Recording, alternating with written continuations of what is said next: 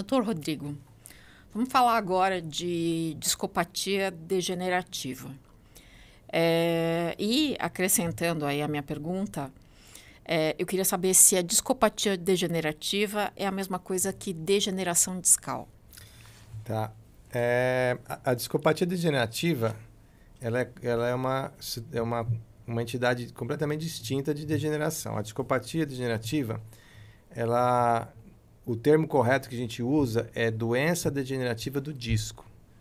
Por que tem esse termo doença? Porque realmente é uma doença do disco que leva a alguns sintomas. A degeneração é um desgaste natural do disco, que todo mundo vai ter ao longo da vida. É um desgaste natural. Olhando de forma anatômica, se eu pegar uma discopatia degenerativa, colocar ao lado de uma degeneração, eu não vou ter muita diferença, muita semelhança. O que muda é o sintoma. Então, a discopatia degenerativa é uma degeneração sintomática, que ocorre geralmente em uma pessoa jovem. Então, a mesma degeneração que eu vejo numa pessoa jovem, com dor crônica, né? Eu chamo de discopatia degenerativa. Essa mesma degeneração que tivesse em um paciente, uma pessoa mais idosa, sem sintoma, é uma degeneração natural. Então, a distinção é clínica, não é bem anatômica. Mas as duas têm um desgaste, uma perda de conteúdo de água do disco, o disco endurece, ele abaula, ele achata e começa a comprimir as raízes nervosas ao redor do disco. E aí daí que vem o problema e a sintomatologia da discopatia degenerativa. Quais são os graus, né, de degeneração discal? Então, a gente precisa, quando trata o doente, quantificar em que grau que está. Todo mundo perguntando, mas que grau que eu estou, minha doença, minha discopatia, né? A gente usa uma classificação pela ressonância magnética, que são 5 graus. Para facilitar o entendimento, o primeiro grau é o normal, é um disco normal, não tem degeneração nenhuma. E o grau 5 é o disco que foi totalmente degenerado, foi consumido pelo corpo, acabou o disco, não tem mais nada. Então ficou fácil. Fica faltando entender o grau 2, 3 e o 4. Então, como que é a anatomia normal do disco, para entender essa classificação? Esse aqui é um disco normal. Na ressonância ele aparece branquinho, que é o núcleo, e o anel do disco em volta dele, esse pretinho aqui. Então esse é o grau 1. Quando ele perde um pouco o conteúdo de água, começa a degeneração com a perda de água. Ele começa na ressonância a ficar mais escurinho, ele começa a ficar acinzentado. Mas o contorno do anel é nítido, então esse é um grau 2 de degeneração.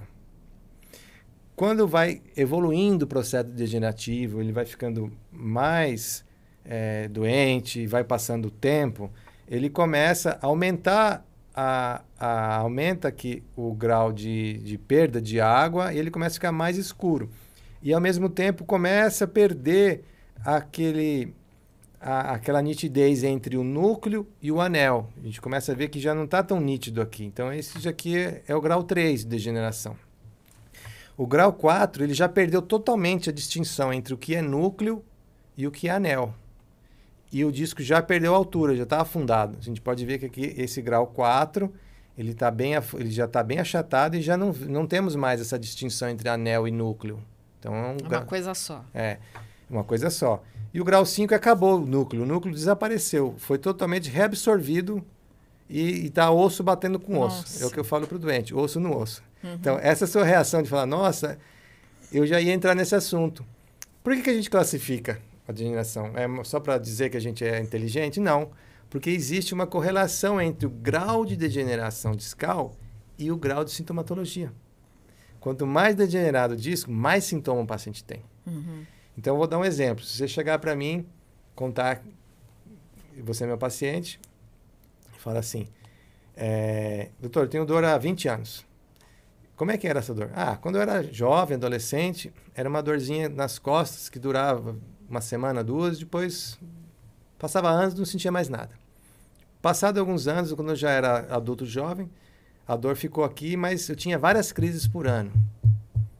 Mas eu não dava muita bola, porque eu sabia que ela ia passar. Aí, nos últimos 2 anos, doutor, essa dor não sai mais das minhas costas. Já faz 2 anos que eu não sei o que é não ter dor nas costas. E eu tô aqui hoje porque começou a doer minha perna, coisa que eu não tinha. Tá começando a doer minha perna e agora tá chegando até a formigar meu pé. Aí eu fiquei preocupado e vim te procurar. Quando você me conta essa história, eu já tô vendo que sua degeneração começou lá na sua adolescência. Então eu posso te afirmar que como você tem uma radiculopatia hoje, sua perna está doendo hoje, no mínimo a sua degeneração está em grau 4. Porque para poder pegar o nervo tem que achatar e abaular o disco. Então eu já sei que você tem uma degeneração avançada, né? Então existe essa correlação entre o grau de degeneração e o grau de sintomatologia. Essa correlação ela é chave fechadura. Encaixa muito bem. Quando a gente conversa direitinho com o paciente, extrai dele essa história natural da degeneração discal. Doutor, e a discopatia degenerativa, ela causa dor? Sim. Essa relação ela já é bem estabelecida e a grande maioria dos pacientes, a gente tem vários estudos, né, populacionais que mostram que pacientes que têm lombalgia crônica, gira em torno de 26% a 42% desses pacientes, eles têm como causa de dor lombar, de lombalgia, a discopatia. Por que isso é importante para mim? Então, se a gente arredondar esses 42% para 50%, o que significa? Que metade dos pacientes que vêm no meu consultório com lombalgia crônica é de causa de discopatia. Então, o foco do tratamento vai ser a discopatia. E, doutor, como é que se trata a discopatia degenerativa? Essa pergunta os pacientes fazem focando na degeneração. Né? Querendo dizer, como é que trata? Como é que eu faço o meu disco voltar a ficar novo de novo? É sempre assim. Eu sei que o foco da pergunta dele é esse. E a gente não tem um tratamento para isso. A degeneração é um fator que ele é evolutivo. A evolução, a degeneração, ela é inexorável. Aconteceu, ela vai continuar acontecendo. É igual uma bola de neve. Uma vez que você empurrou, ela só vai crescendo. Então, a degeneração ela vai sempre continuando, vai sempre aumentando. Então, a gente trata a degeneração, na verdade, a gente trata a sintomatologia. Então, os tratamentos são com manipulações, exercícios, medicamentos, todas essas terapias complementares para tentar reabilitar o doente e deixar ele sem dor, vivendo com a degeneração dele, né? Com aquela discopatia lá. O problema é quando tudo isso não surte efeito. Então, apesar do tratamento, o doente continua com dor e tem que ser uma dor incapacitante. Nessas situações que o tratamento cirúrgico ele tem o seu papel. Então, a cirurgia está indicada nas discopatias em que houve falha do tratamento conservador, o doente tem dor crônica, uma dor incapacitante e a gente não tem mais opção para ele, já tentou todas as modalidades. Aí se faz a indicação do tratamento cirúrgico. E quais são as técnicas cirúrgicas? O que está bem estabelecido na literatura para a discopatia degenerativa, né? Lembrando que discopatia degenerativa é uma coisa e hérnia de disco é outra. Então, o tratamento cirúrgico da discopatia é a artrodese, é a fusão espinhal. Então, um cirurgião que trata uma discopatia do mesmo jeito que ele trata uma hérnia de disco, fatalmente ele vai levar esse doente a piorar do sintoma. Então, você tirar um disco que causa dor e é uma discopatia, ele vai piorar o sintoma do paciente. Então, o tratamento da discopatia é restabelecer a altura discal, retirar a compressão do disco e estabilizar o segmento. Então, aqueles 3 pilares da cirurgia de coluna. Descomprimir, alinhar e estabilizar.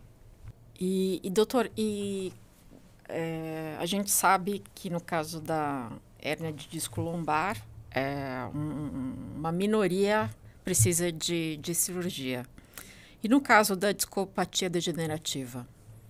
Esse percentual a gente não tem para apresentar. Qual o percentual que vai para cirurgia ou não. Por N razões. Porque, como ele é muito prevalente, como eu disse, 26% a 42% das pessoas com lombalgia crônica têm discopatia. E uma minoria das pessoas tem acesso ao sistema de saúde, né? Então, a gente não tem nem esses dados para apresentar quantos que vão para a cirurgia. Porque se fosse operar todo mundo com dor crônica de discopatia, a gente não teria estrutura hospitalar para fazer isso em todo mundo, né? Mas a gente usa alguns critérios para indicar a cirurgia. Então, e quais são esses critérios? primeiro, a dor tem que ser intensa e crônica, né? O que é dor intensa? Não existe um termômetro para medir dor, não existe uma régua para medir dor. Então, como que eu meço essa dor? Eu tenho que ter algum critério que seja subjetivo, mas que tenha um grau de objetividade. Então, como é que é a escala de dor? A gente pergunta, uma escala de 0 a 10, para o paciente, quanto que a sua dor é?